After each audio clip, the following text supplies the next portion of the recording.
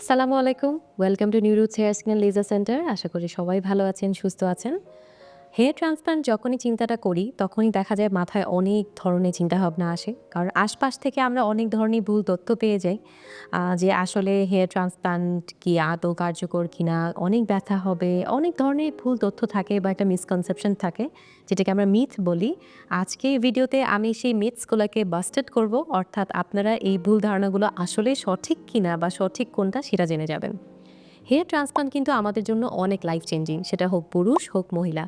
যাদেরই hair thinning বা hair লসের problem আছে, আমরা কিন্তু একটা সময় হেয়ার ট্রান্সপ্লান্টটাকে বেছে নিই, কারণ এতে করে আমাদের হারিয়ে যাওয়া সেই লুকটা এবং সেলফ এস্টিমটা আমরা কিন্তু ফিরে পাই। সো হেয়ার ট্রান্সপ্লান্ট কিন্তু অনেক বেস্ট একটা টেকনিক আপনার হেয়ারগুলোকে রিস্টোর করার জন্য। কিন্তু যখনই দেখা যায় আমরা করতে যাই বা আশপাশ থেকে অনেক ভুল তথ্য কিন্তু চলে আসে। এমনই আছে যে অনেক ধরনের অনেক জায়গায় ওয়েব বলেন, অনেক জায়গা থেকেই আসলে এই ধরনের তথ্যগুলা চলে আসে। এইজন্য মানুষ অনেকটা একটা ভুল ধারণায় চলে আসে, বিভ্রান্তিতে চলে আসে যে আসলে কি এটা ঠিক কিনা? তো আমি চেষ্টা করব আজকে ভিডিওতে যে কমন যে মিথগুলো আছে বা কমন যে ভুল ধারণাগুলো আপনাদের মাথায় চলে আসে সবার প্রথমেই, সেগুলো এক, এক করে দূর করতে। তবে চলুন মূল ভিডিওটি শুরু করা যাক। প্রথমেই আসছে, আসলে কি হেয়ার ট্রান্সপ্লান্ট অনেক পেইনফুল? অনেক ব্যথা মনে হয় হেয়ার ট্রান্সপ্লান্টে, যেহেতু এটা সার্জারি নাম। তো প্রথমেই আসছে যে আসলে না, হেয়ার ট্রান্সপ্লান্ট এখন অনেক অ্যাডভান্স হয়ে গেছে। অনেক নিউ টেকনিক্স আসছে আমাদের নিউরোস হেয়ার ক্লিনিকে। আমাদের যে টিম আছে, আমরা প্রতিনিয়ত চেষ্টা করছি আপনাদের জন্য নিউ টেকনিক্স নিয়ে আসতে, যেন হেয়ার ট্রান্সপ্লান্ট প্রসেসটা অনেক ইজিলি হয়, পেইনলেস হয় এবং আপনার জন্য আরও কমফোর্টেবল কীভাবে করা যায়। এখন লেটেস্ট অ্যাডভান্স টেকনোলজিস আছে আমাদের কাছে, যেটা শুধুমাত্র আমরাই পেশেন্টকে দিতে পারি, যে আমাদের এখানে সার্জারিতে একদম পেইনলেস, যতটা মিনিমাম পেইন হওয়া যায় এবং সার্জারির পরেও যেন পেইনটা কতটা মিনিমাইজ করা যায় সেদিকে কিন্তু আমরা বিশেষভাবে খেয়াল রাখছি। এবং আমাদের কাছে কিন্তু অ্যাডভান্স অনেক টেকনোলজিস আসে, যেটা আপনি ইউজ করে কিন্তু খুব ইজিলি হেয়ার ট্রান্সপ্লান্টটা শেষ করতে পারছেন। মিথ নাম্বার 2, অনেকেই চিন্তা করে যে হেয়ার ট্রান্সপ্লান্ট কি শুধু পুরুষরাই করতে পারে, ফিমেলরা কি করতে পারে না? দেখা যায় অনেক ফিমেলরাই আছেন যারা আসলে হেয়ার ট্রান্সপ্লান্ট করতে যায়, কিন্তু এই ভুল ধারণায় থাকে যে আসলে হেয়ার ট্রান্সপ্লান্ট শুধু পুরুষদের জন্য, মহিলাদের জন্য না। আসলে সেটা কিন্তু রং। হেয়ার ট্রান্সপ্লান্ট কিন্তু বোথ মেন এবং উমেন সবার জন্যই প্রযোজ্য। পুরুষ এবং মহিলা সবাই কিন্তু হেয়ার ট্রান্সপ্লান্ট করতে পারে। পুরুষদের যেমন মেল প্যাটার্ন বলনেস আছে, ফিমেলদের কিন্তু ফিমেল প্যাটার্ন বলনেস আছে, যেটা গ্রেডিং 1, 2 এবং 3 করা হয়। এবং আপনাদের প্রয়োজন গ্রেড অনুযায়ী কিন্তু আমরা ট্রান্সপ্লান্ট সার্জারিটা আপনার জন্য প্ল্যান করে দিই, এবং ফিমেলরাও কিন্তু একদম বেস্ট রেজাল্টস পাচ্ছেন।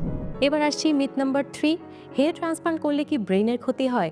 খুবই কমন একটা মিথ এটা, এবং সবাই এই ভুলে একটা ধারণায় অনেকেই প্রশ্ন করেন যে আসলে কি হেয়ার ট্রান্সপ্লান্ট যেহেতু মাথায় করছেন, ব্রেনে কি কোনো অসুবিধা হয় কি না? আসলে না।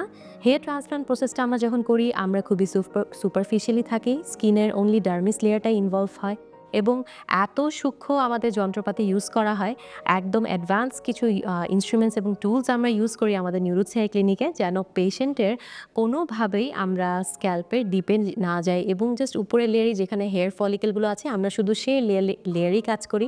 এতে করে কোনো দিনই ব্রেন পর্যন্ত যায় না, এবং স্কিনের উপরের অংশতেই আমরা সীমিত থাকি, এবং এতে করেই দেখা যাচ্ছে পেশেন্ট বেস্ট রেজাল্টস পাচ্ছেন। এবার আসছে মিথ নাম্বার 4, হেয়ার ট্রান্সপ্লান্ট কি অনেক এক্সপেন্সিভ কিনা? এটা কিন্তু খুবই কমন এবং খুবই বিভ্রান্তিকর একটা মানুষের দেখা যায় একটা ধারণা থাকে যে আসলে হেয়ার ট্রান্সপ্লান্ট মানে অনেক এক্সপেন্সিভ একটা সার্জারি। যদিও অনেক জায়গায় অনেক বড় বড় কোটেশন দেওয়া হয়, কিন্তু আমাদের নিউরোস হেয়ার ক্লিনিকে আমরা চেষ্টা করি আপনার জন্য একদম পার্সোনালাইজড এবং কাস্টমাইজ করে আপনার জন্য বেস্ট যে টেকনিকটা, যে বেস্ট যে প্যাকেজটা, সেটা আপনার জন্য প্ল্যান করে দেওয়া একদম অ্যাফোর্ডেবল প্রাইসে। সো অনেকেই যারা চিন্তা করছেন হেয়ার ট্রান্সপ্লান্ট অনেক এক্সপেন্সিভ, আসলে হেয়ার ট্রান্সপ্লান্ট মোটেও এক্সপেন্সিভ না। আপনার জন্য অনেক সহজেই কিন্তু আপনি অ্যাফোর্ডেবল একটা প্রাইসে আমাদের সাথে এসে ডিসকাস করে আপনার অনুযায়ী প্ল্যানটা নিয়ে যেতে পারেন। এবার আসি মিথ নাম্বার 5, হেয়ার ট্রান্সপ্লান্ট কি সব বয়সে করা যায় কিনা? ইয়াং এজেই শুধু করা যায়, বয়স হয়ে গেছে এখন আর করব না। আসলে কিন্তু এটা একটা ভুল। হেয়ার ট্রান্সপ্লান্ট কিন্তু ইয়াং এজেও যেমন করা যায়, ওল্ড এজেও কিন্তু করা যায়। যদিও হেয়ার ট্রান্সপ্লান্টের আপার লিমিট আমরা তেমন একটা বলি না। যদি আপনি হেলদি আছেন, আপনি ভালো আছেন, age is just a number. আপনি কিন্তু যে কোনো সময় আমাদের এখানে হেয়ার ট্রান্সপ্লান্ট সার্জারি করতে পারেন। হ্যাঁ, ইয়াং পেশেন্টদের ক্ষেত্রে আমরা কিছুটাই বলে দিই যে আসলে হ্যাঁ, এইটা এই সময় করা উচিত না। বাট আপনি যদি 35, 45, 55, 65 থেকে থাকেন, ইজিলি আমাদের সাথে এসে কিন্তু কনসাল্ট করতে পারেন। হেয়ার ট্রান্সপ্লান্ট কিন্তু আপনাদের এইজে আরও ভালো হচ্ছে, এবং খুবই ভালো রেজাল্ট পাচ্ছেন। এবার আসছি মিথ নাম্বার 6, হেয়ার ট্রান্সপ্লান্টের রেজাল্ট কি ন্যাচারাল হয় কিনা নাকি একটা ফেক লুক থাকে বা একটা আর্টিফিশিয়াল লুক থাকে? এটা আসলে সম্পূর্ণ ভুল। হেয়ার ট্রান্সপ্লান্ট কিন্তু এখন খুবই অ্যাডভান্স আছে এবং বেস্ট টেকনিকস আছে। এতে করে কিন্তু আপনারা আপনাদের ঠিক আগের যে লুকটা হারিয়ে গেছে ঠিক আগের লুকটাই পেয়ে যাবেন।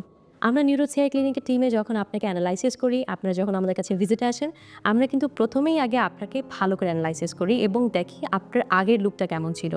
কতটুকু অংশ জুড়ে আপনার চুল থিনিং হয়ে গেছে এবং পড়ে গেছে। ঠিক ওইভাবেই কিন্তু আমরা চেষ্টা করি যতটা ন্যাচারাল করে আপনার চুলগুলাকে আবার রিস্টোর করে দেওয়া যায়। এতে করে দেখা যায় আপনাদের এইজটা যদি বেশি হয়ে থাকে আপনারা কিন্তু ঠিক রিভার্স করতে পারছেন, অর্থাৎ বেশ ইয়াং একটা লুক চলে আসে এবং যারাই অল্প বয়সে চুল হারিয়েছেন তাদেরকেও আমরা চেষ্টা করি তাদের ঠিক আগের লুকটা নিয়ে আসতে। সো হেয়ার ট্রান্সপ্লান্ট খুবই ন্যাচারাল রেজাল্ট দেয় এবং আপনি একদম বেস্ট রেজাল্টসটা পেয়ে যাবেন। এতে করে কোনোভাবেই বোঝা যাবে না যে আপনি চুলের ট্রান্সপ্লান্ট করেছেন। এবার আসছি মিথ নাম্বার 7, হেয়ার ট্রান্সপ্লান্টের রেজাল্ট বেশি দিন টেকে না। আসলে হেয়ার ট্রান্সপ্লান্টের রেজাল্ট আপনার জন্য কতটুকু টেকবে বা কীরকম হচ্ছে এটা কিন্তু আমরা আপনাদেরকে যখন আপনারা চলে আসেন সেই অনুযায়ী আমরা প্ল্যানিং করি এবং আপনার হেয়ারের কোয়ালিটি, আপনি কোন এজে আছেন কয়েকটা ফ্যাক্টর দেখে কিন্তু বলে দিই। কিন্তু আমাদের কাছে এখন এমন কিছু টেকনিক্স আছে, এমন কিছু অ্যাডভান্স কিছু টেকনোলজি আমরা নিয়ে এসেছি নিউরোজ হেয়ার ক্লিনিকে, যাতে করে আপনার রেজাল্টটা অনেক লম্বা সময় থাকে, এমনকি লাইফ লংও থাকে।